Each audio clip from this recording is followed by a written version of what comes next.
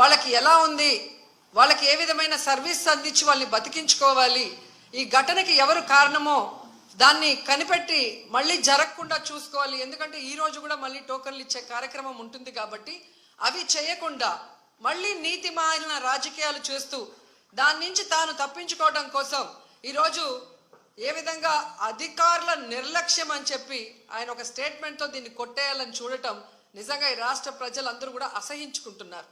ఎందుకంటే ఈరోజు అధికారులను కానీ టీటీడీ పాలక మండలిని కానీ ఎవరు నియమించారు? ఈ చంద్రబాబు నాయుడు గారే కదా. మరి ఒక అసమర్థుడిని ఈరోజు టీటీడీ చైర్మన్గా పెట్టడం జరిగింది, ఒక అసమర్థుడిని ఈరోజు ఎస్పీగా పెట్టడం జరిగింది, ఒక కలెక్టర్ని అక్కడ కలెక్టర్గా పెట్టారు. వీళ్ళెవరికి భక్తుల మీద ప్రేమ లేదు, అభిమానం లేదు, వాళ్ళకి సర్వీస్ చేయాలన్న మైండ్ సెట్ కూడా లేదు. ఎంతసేపు చంద్రబాబు నాయుడు చుట్టూ తిరుగుదామా, ఆయనకి భజన వేస్తే చాలు అనుకున్న కార్యక్రమం మనం 6, 7, 8వ తారీఖున చూసాం. జిల్లాలో ఉన్న తిరుపతి, చిత్తూరు జిల్లా ఎస్పీలతో సహా ప్రతి ఒక్కరూ కూడా చంద్రబాబు నాయుడు చుట్టూ తిరుగుతూ భజన చేస్తూ ఈరోజు ప్రజల్ని గాలికి వదిలేశారు. కాబట్టే నిన్న ఇంత పెద్ద సంఘటన జరిగింది. ఎంత దురదృష్టకరం అంటే ఇదేదో సడన్గా ఈరోజు ప్రోగ్రాం పెట్టారు, మాకు తెలియకపోవటం వల్ల ఇలా జరిగిందని చెప్పడానికి లేదు. ఎవ్రీ ఇయర్ వైకుంఠ ఏకాదశి లక్షలాది మంది భక్తులు రావటం మనం కళ్ళారా చూస్తున్నాం. గత ప్రభుత్వం మీరు చూశారు, భక్తులకి ఏ విధంగా సౌకర్యాలని అందించడంలో, వాళ్ళకి సేఫ్టీని క్రియేట్ చేయటంలో, వాళ్ళకు వచ్చిన వాళ్ళకి పిల్లలకి పాలు ఇవ్వటం కానీ, పెద్దవాళ్ళకి వృద్ధులకి షెల్టర్స్ ఇవ్వటం కానీ, ఆడవాళ్ళకి కుటుంబ సభ్యులకి భోజనాలు ఏర్పాటు చేయడం మనం కళ్ళారా చూసాం. కానీ నిన్న ఫుల్ డే జనాలు ఎండల్లో రోడ్ల మీద పార్కుల దగ్గర కూర్చొని ఉంటే మంచినీళ్ళు ఇచ్చేవాళ్ళు లేడు, చిన్నపిల్లలకి పాలు ఇచ్చేవాళ్ళు లేరు, ముసలోళ్ళకి షెల్టర్స్ లేదు, భోజనాలు లేదు. అంటే ఎంత నిర్లక్ష్యం ప్రజలంటే, భక్తులంటే అనేది ఇక్కడ మనం గమనించాలి. నిన్న జరిగింది ఏదో ప్రమాదశాత్తు జరిగింది కాదు, ఇది ప్రభుత్వం చేసిన హత్యలు. ఎందుకంటే చంద్రబాబు నాయుడు గారి నిర్లక్ష్యం, ఆయన నియమించిన టీటీడీ పాలక వర్గం, అలాగే దేవాదాయ శాఖ మంత్రి, అలాగే డిప్యూటీ సీఎం, అలాగే హోంమంత్రి, వీళ్ళందరి నిర్లక్ష్యం వల్లే ఇది జరిగింది. కాబట్టి వీళ్ళందరి మీద కేసులు, అంటే క్రిమినల్ కేసుల్ని ఫైల్ చేయాలని కూడా మేము డిమాండ్ చేస్తున్నాం. ఎందుకంటే మొన్నే మనం చూసాం, తెలంగాణలో ఒక సినిమా ఫ్యాన్ షోకి అల్లు అర్జున్ గారు వస్తే ఆయనకి సంబంధం లేకుండా తోపులాట జరిగినప్పుడు అక్కడ ఒక మహిళ చనిపోతే అల్లు అర్జున్ గారి మీద 105 BNS పెట్టడం జరిగింది. మరి అలాంటప్పుడు ఇక్కడ ప్రతి సంవత్సరం లక్షలాది మంది వస్తారని తెలిసి వాళ్ళకి సేఫ్టీ కల్పించి, వాళ్ళకి అన్ని సౌకర్యాలు అందించి, వాళ్ళకి టికెట్లు ఇవ్వడానికి క్యూలో ఏర్పాట్లు చేయాల్సిన బాధ్యత ఉన్న చంద్రబాబు నాయుడు గారి నుంచి, టీటీడీ చైర్మన్, పాలక మండలి నుంచి కింద స్థాయి ఎస్పీ వరకు మరి అందరూ బాధ్యత వహించాలి కదా. కానీ ఈరోజు ఎంత దురదృష్టం అంటే, ఇది పద్మావతి పార్క్లో 5 మంది చనిపోయిన ఆ ప్లేస్లో జరిగిన FIR. దీంట్లో 105 పెట్టాల్సింది వీళ్ళు 194 BNSS పెట్టారు. అలాగే విష్ణు నివాసం దగ్గర ఒకరు చనిపోయారు, దానికి కూడా 105 పెట్టాల్సింది 194 BNSS పెట్టారు. అంటే ఇది ప్రమాదవశాత్తు జరిగింది, ఏదో జారి పడిపోయి తొక్కిసలాట జరిగింది, దీంట్లో ఎవరు కూడా కావాలని చేయలేదు, మాకెవరికి దీంట్లో సంబంధం లేదు అని చేతులు కడుగేసే కార్యక్రమం చేస్తున్నారు. ఎందుకంటే వైకుంఠ ఏకాదశి దర్శనానికి వచ్చే భక్తులకి అన్ని సదుపాయాలు కల్పించాల్సిన బాధ్యత ఈ రాష్ట్ర ప్రభుత్వానికి ఉంది. ఈ రాష్ట్ర ప్రభుత్వం ఆ జిల్లా ఎస్పీకి, అలాగే కలెక్టర్కి బాధ్యతనిస్తారు, అలాగే పాలక మండలికి బాధ్యతనిస్తారు.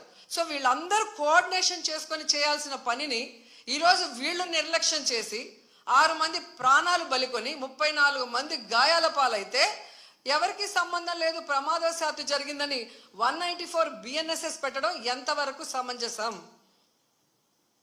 సో ఈరోజు నేను అడుగుతున్నాను, మొన్న విజయవాడలో హైందవ శంకారావం చేశారు, హైందవుల్ని మనం కాపాడుకోవాలి. మరి ఈరోజు ఇంతమంది హైందవ భక్తులు చనిపోతూ గాయాలవుతుంటే ఎక్కడికి వెళ్ళారు ఈ పీఠాధిపతులు? ఇప్పుడు బయటికి రండి, బయటకు వచ్చి తిరుమల పవిత్రతను కాపాడండి, అక్కడ చనిపోయిన వాళ్ళ కుటుంబాలతో మాట్లాడండి, ఆ చనిపోవటానికి కారణమైన ఈ ప్రభుత్వాన్ని, పాలక మండలిని నిలదీసి వాళ్ళ మీద క్రిమినల్ కేసులు పెట్టేంత వరకు మరి ధర్నా చేయండి.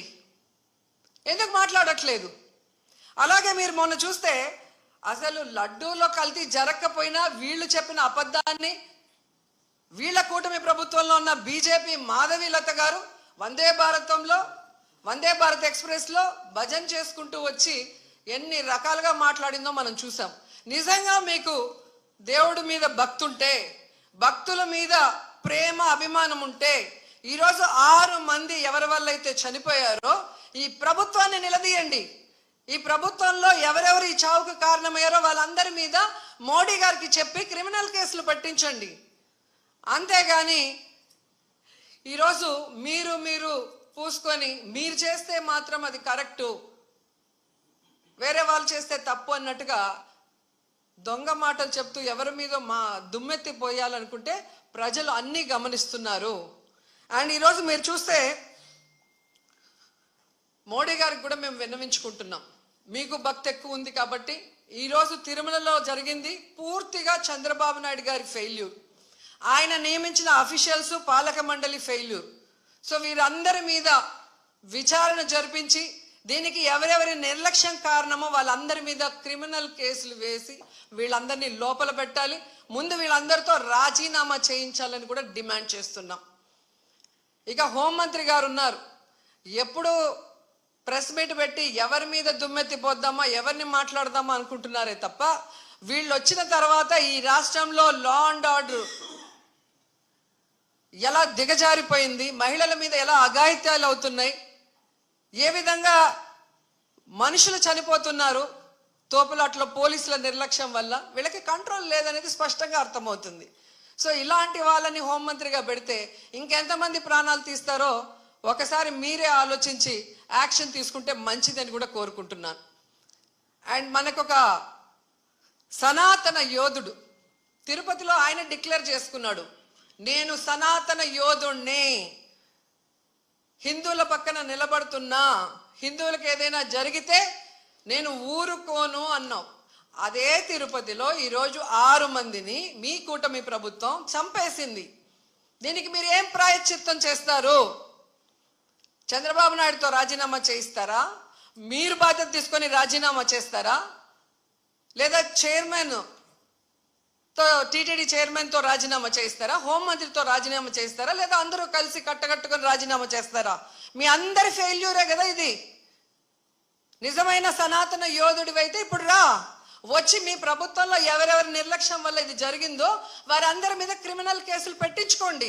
అంతేగాని ప్రమాదవశాత్తు జరిగిందని 194 BNSS పెట్టేసి చేతులు దులిపేసుకోవాలంటే మాత్రం వదిలే ప్రసక్తే లేదు అని కూడా ఈ సందర్భంగా తెలియజేసుకుంటున్నా.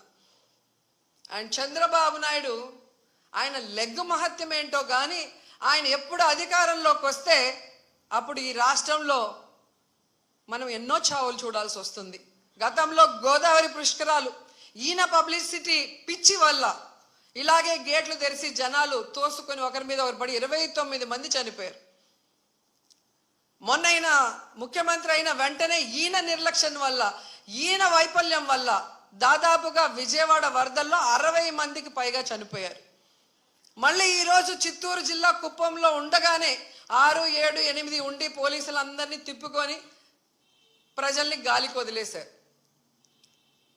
మానిటరింగ్ లేదు.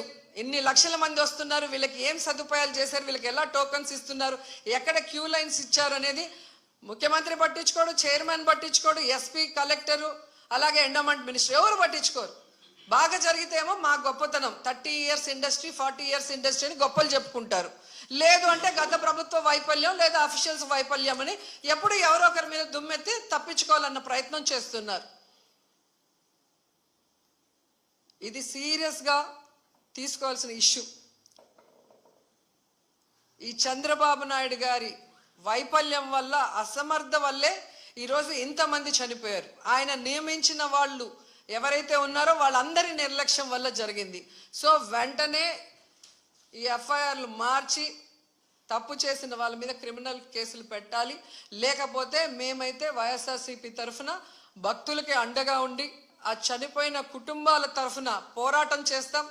వాళ్ళకి కూడా ఎక్స్గ్రేషియా ఒక్కొక్కరికి మరి డబ్బులు 1 కోటి నుంచి 2 కోట్ల దాకా ఇవ్వాల్సిన అవసరం ఉంది. ఎందుకంటే మీ వల్లే వాళ్ళు చనిపోయారు, వాళ్ళ నిర్లక్ష్యం వల్ల కాదు. అలాగే గాయాలైన వాళ్ళకి 25 లక్షల రూపాయలు కూడా ఇవ్వాలని డిమాండ్ చేస్తూ, నిజంగా తిరుపతి అమ్మాయిగా నాకు నిజంగా చాలా బాధేస్తుంది. ఎందుకంటే నాకు తెలిసి ఇంతవరకు తిరుమల చరిత్రలో ఇలా వైకుంఠ ఏకాదశి కోసం దర్శనానికి వచ్చిన వాళ్ళు చనిపోయిన దాఖలాలే లేదు. అలాంటిది ఈరోజు 6 మంది దాకా చనిపోయారు అంటుంటే, ఆ కుటుంబాలు టీవీల్లో చూస్తుంటే వాళ్ళు ఏడుస్తుంటే మనసు ద్రవించిపోతుంది. కానీ ఈ కుటుంబ ప్రభుత్వానికి ఏ ఎమోషన్ లేదు, ఏ బాధ లేదు. ఎలా తప్పించుకుందామా, ఎవరి మీద తోసేద్దామా అన్న ప్రయత్నమే వీళ్ళు చేస్తున్నారు. సో ఖచ్చితంగా మోడీ గారిని డిమాండ్ చేస్తున్నాం, మీరు దీని మీద సీరియస్గా ఎంక్వైరీ చేయించాలి. తప్పు చేసిన వాళ్ళ మీద క్రిమినల్ కేసులు పెట్టి వీళ్ళని లోపల పెట్టాలి. అలాగే హైందవ శంకరావం చేసిన ఈ మఠాధిపతులందరికీ చేతులెత్తి నమస్కరిస్తున్నా, ఇప్పుడు బయటికి రండి. బయటకు వచ్చి ఈ హైందవ ధర్మాన్ని నమ్ముకున్న భక్తుల్ని కాపాడుకోవాల్సిన బాధ్యత మన మీద ఉంది. అలాగే తిరుమల పవిత్రత కాపాడాల్సిన బాధ్యత మన మీద ఉంది. అలాగే భక్తుల చావుకు కారణమైన వాళ్ళని శిక్షించే విధంగా మనం పోరాడాల్సిన అవసరం కూడా ఈరోజు ఉంది. కాబట్టి మీరందరూ బయటికి రావాలి, మాట్లాడాలని కూడా కోరుకుంటున్నాను. ఈరోజు ఎంత దురదృష్టం అంటే, మొన్న game changer film function pre release event చూశాను. ఫొటోస్ చూస్తే మినిస్టర్ ఉన్నారు, కలెక్టర్ ఉన్నారు, ఎస్పీ ఉన్నారు. ఒక సినిమా ఫంక్షన్కి ఇంత ఇంట్రెస్ట్గా, ఇంత చిత్తశుద్ధిగా పనిచేసిన వాళ్ళు ఎందుకు టీటీడీకి సంబంధించిన వైకుంఠ ఏకాదశికి ఇంట్రెస్ట్ లేకుండా పనిచేస్తున్నారు? ఎందుకు భక్తుల సేవలో ఉండకుండా చంద్రబాబు నాయుడు సేవ కోసమే మీ టైం కేటాయిస్తున్నారని నేను అడుగుతున్నాను. దీంట్లో కల్ప్రిట్ ముఖ్యమైన వాడు ఎవరంటే జేఈఓ ఇన్ఛార్జ్ ఈఓగా ఉన్నారు వెంకయ్య చౌదరి. వెంకన్న దేవుడిని ఆయన చేతికి చంద్రబాబు నాయుడు ఇస్తే, ఈ వెంకయ్య చౌదరి ఈ టీటీడీని ఏం చేస్తున్నాడో అక్కడ మీరు ఒకసారి ఎంక్వైరీ చేస్తే మీకే అర్థమవుతుంది. టీటీడీని ఈరోజు టీడీపీ ఆఫీస్ లాగా తయారు చేసి, ఈరోజు భక్తుల సేవ కన్నా టీడీపీ వాళ్ళ సేవలోనే వీళ్ళు తరిస్తున్నారు. ముందు ఆ జేఈఓ వెంకయ్య చౌదరిని అక్కడి నుంచి తీసేస్తేనే ఆ తిరుమల ప్రక్షాళన అవుతుందని కూడా ఈ సందర్భంగా తెలియజేసుకుంటున్నా.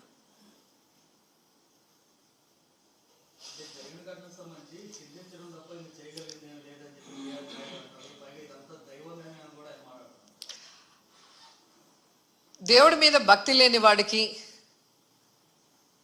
ఆ పోస్టు చేసే విలువ లేని వ్యక్తికి అలాంటి పెద్ద పోస్ట్ ఇస్తే ఇలాగే ఉంటుంది. ఆయన ప్రెస్ మీట్లు పెట్టి రాజకీయం మాట్లాడతాడు, జగన్ గారిని తిడతాడు. కానీ ఒక టీటీడీ చైర్మన్గా తన బాధ్యత ఏంటి, వైకుంఠ ఏకాదశికి ఎలాంటి ఏర్పాట్లు చేయాలి, ఈఓని, ఎస్పీని, కలెక్టర్ని కలుపుకొని కోఆర్డినేట్ చేసుకొని ఎలా వచ్చే భక్తులకి అన్ని సదుపాయాల్ని, సేఫ్టీని అందించాలన్న ఆలోచన ఇతనికి లేదు. ఇన్సిడెంట్ జరిగినప్పుడు కూడా హైదరాబాద్లో కూర్చొని ఉన్నాడు. ఆయన మాట్లాడిన తీరు చూస్తే తాగి మాట్లాడా, వయసు అయిపోయి మాట్లాడా నాకైతే అర్థం కాలేదు. కానీ ఎంత కేర్లెస్గా, ఎంత సిల్లీగా ఆయన మాట్లాడిన మాటలు. నేను గుడిలో ఎస్పీ కనిపిస్తే చెప్పాను, కొంచెం జాగ్రత్తగా చూసుకోండి, ఏదో గొడవలు అవుతున్నాయి అని నాకు సమాచారం వచ్చింది అన్నాడు. మరి ఎస్పీకి చెప్పిన తర్వాత ఎస్పీ కరెక్ట్గా చూసుకుంటున్నాడా లేదా మానిటరింగ్ చేయాల్సిన బాధ్యత చైర్మన్కి, బోర్డు మెంబర్స్కి ఉంది కదా. మరి నువ్వు హైదరాబాద్లో కూర్చుంటే తిరుపతిలో టికెట్లు ఏ కౌంటర్లో ఇస్తున్నారు, వాళ్ళకి ఏం సేఫ్టీ ఉంది, వాళ్ళకి ఏమి సౌకర్యాలు అందుతున్నాయో ఎలా తెలుస్తుంది మీకు? మంత్రి గారు, ఎమ్మెల్యే, చైర్మన్, పాలక మండలి, కలెక్టరు, ఎస్పీ వీళ్ళందరూ తిరగాలి. తిరుపతిలో, తిరుమలలో ఎలా ఉన్న ఏర్పాట్లు, ఏమైనా అవసరం ఉందా అని చెప్పి అఫీషియల్స్ని కోఆర్డినేట్ చేసుకోవాల్సిన పని అధికారంలో ఉన్న వాళ్ళది. అలా చేసుకోకుండా అంతా దైవేచ్ఛ. నేను ముందే అనుకున్న, ఎస్పీ గారికి చెప్పా, వినలేదు అంటే ఎవరిని ఇరికిచ్చి తప్పించుకోవాలనుకుంటున్నారో వాళ్ళే గమనించుకోవాలి. గతంలో టీటీడీ చైర్మన్లుగా పనిచేసిన వాళ్ళు కరుణాకర్ రెడ్డి గారు ఉన్నారు మనకు, అట్లాగే సుబ్బారెడ్డి గారు ఉన్నారు. ఎంత చక్కగా భక్తుల సేవలో వచ్చిన వాళ్ళకి అన్ని సౌకర్యాలను అందించి అందరూ కూడా దర్శనం చేసుకొని తరించే విధంగా ఎలా ఏర్పాట్లు చేశామో 5 ఏళ్ల కాలంలో భక్తులను అడగండి. వచ్చిన ఫస్ట్ ఇయరే మీరు ఈ విధంగా చేస్తే నెక్స్ట్ ఎలా వస్తారు భక్తులు? భయపడిపోరా? అంటే తిరుమలకి ఎవ్వరు రాకూడదు అన్నట్టుగా అప్పుడేమో ఏదో కల్తీ జరిగిందని అబద్ధపు ప్రచారం చేసి సుప్రీంకోర్టుతో అక్షింతలు వేయించుకున్నారు. ఇప్పుడు నిర్లక్ష్యంతో 6 మందిని చంపేసి అమ్మో కొండకెళ్తే ఏమన్నా అవుతుంది అన్నట్టుగా ఇప్పుడు తయారు చేశారు. అంటే తిరుమల పవిత్రతను దెబ్బతీయటానికి కంకణం కట్టుకున్నట్టుంది కూటమి ప్రభుత్వం.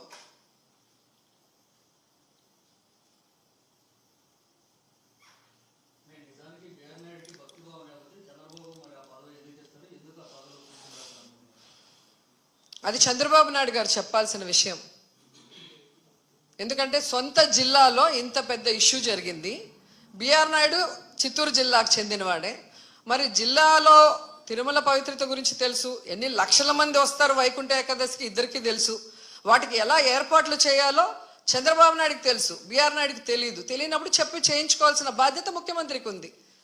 అలా చేయడం చేత కాని వాడికి చైర్మన్ పదవి ఇవ్వకూడదు. ఏ లాలూచితో ఇచ్చారో వాళ్ళు చెప్పాలి.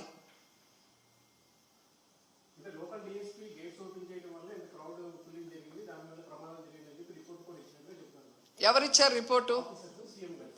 ఏ ఆఫీసర్ ఇచ్చాడు చెప్పండి. మరి డిఎస్పీ ఎవరిని అడిగి తీశాడు? ఆయన ఓన్గా ఆయన తీయడు కదా. మరి ఎవరు ఆయనకి ఇన్ఫర్మేషన్ ఇచ్చాడు తిమ్మని చెప్పి? అది కనుక్కోవాలి కదా ఎవడో ఒకటి మీద.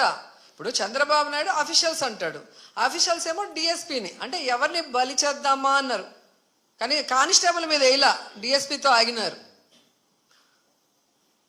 వినేదానికి కూడా నమ్మకంగా ఉండాలి కదా. ఒక అబద్ధం చెప్పినా మీకు బిఆర్ నాయుడు నేను ఎస్పీకి చెప్పాను, నాకు గొడవలు అవుతాయని ఇన్ఫర్మేషన్ ఉంది, జాగ్రత్తగా చూసుకోండి అని నేను చెప్పాను అని ఆయన చెప్తున్నాడు. మరి అది ఎక్కడ ఎవరి ఫెయిల్యూరు? ఎస్పీ ఫెయిల్యూరే కదా. మరి ఎస్పీ మీద ఇవ్వకుండా డిఎస్పీ మీద ఎందుకు ఇచ్చారు? అంటే అబద్ధాలు ఎవరికి నచ్చినట్టు వాళ్ళు ప్రెస్ వాళ్ళు రాగానే తెలియక చెప్పేశారు, దాంట్లో వాళ్ళే ఇరుక్కుపోతున్నారు. ఇది ఎవ్రీ ఇయర్ జరిగేదే కదండి. ఇప్పుడు కోవిడ్ లాగా ఏదో సడన్గా వచ్చింది, అది ఎలా ఉంటుందో తెలీదు, మేము చేయలేకపోయినామంటే అర్థం ఉంది. అలాంటి సమయంలో కూడా జగన్మోహన్ రెడ్డి గారు వయసులో చిన్నవాడైనా ఇండియాలోనే బెస్ట్గా ఈరోజు ప్రజల్ని కాపాడుకోవడానికి, వాళ్ళకి వైద్యాన్ని అందించడానికి, వాళ్ళకి టెస్టింగ్లు చేసి, వాళ్ళకి కోవిడ్ సెంటర్లు ఏర్పాటు చేసి, వాళ్ళకి నాణ్యమైన ఫుడ్ పెట్టి, మళ్ళీ వాళ్ళు బయటికి వెళ్ళి పని చేసుకోలేరని 1000 రూపాయలు ఇచ్చి బియ్యము కూరగాయలు అన్నీ ఇచ్చి ఎలా కాపాడుకున్నారు? కోవిడ్ గురించి తెలియనప్పుడే ఆయన అంత చేస్తే నీకు ఎవ్రీ ఇయర్ జరిగేది కదా ఇది. ఎన్ని లక్షల మంది వస్తారో తెలుసు కదా. తెలిసినప్పుడు ఏర్పాట్లు చేసుకోవాల్సిన బాధ్యత మీకుంది, దానికి మాట్లాడుకోవాల్సిన బాధ్యత మీకుంది. అవన్నీ వదిలేసి ఎవడో ఒకటి మీద వేస్తే ఒకడికి సంబంధించింది కాదు కదా ఇది, లక్షలాది మంది భక్తులకు సంబంధించింది. రేపొద్దున వీళ్ళందరూ పైకి వస్తారు కదా దర్శనానికి, అప్పుడు ఇంకా ఎక్కువ తోపులాట ఉంటుంది. మరి అక్కడ ఎలా కంట్రోల్ చేస్తారు?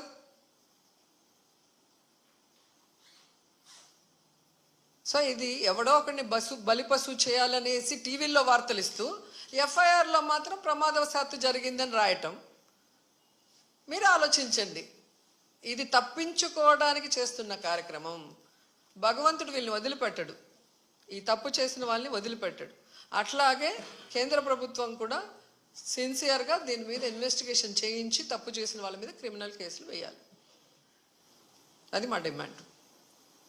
అలాగే చనిపోయిన వాళ్ళకి, క్షతగాత్రులు అయిన వాళ్ళకి ఎక్స్గ్రేషియా ఇవ్వాల్సిన బాధ్యత ప్రభుత్వానికి ఉంది.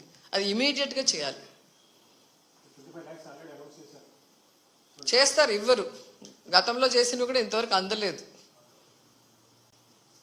వాళ్ళంతా సీరియస్ ఇష్యూ అయినప్పుడు ఊరికే అట్లా అది ఇప్పించాల్సిన బాధ్యత మన అందరి మీద ఉంది.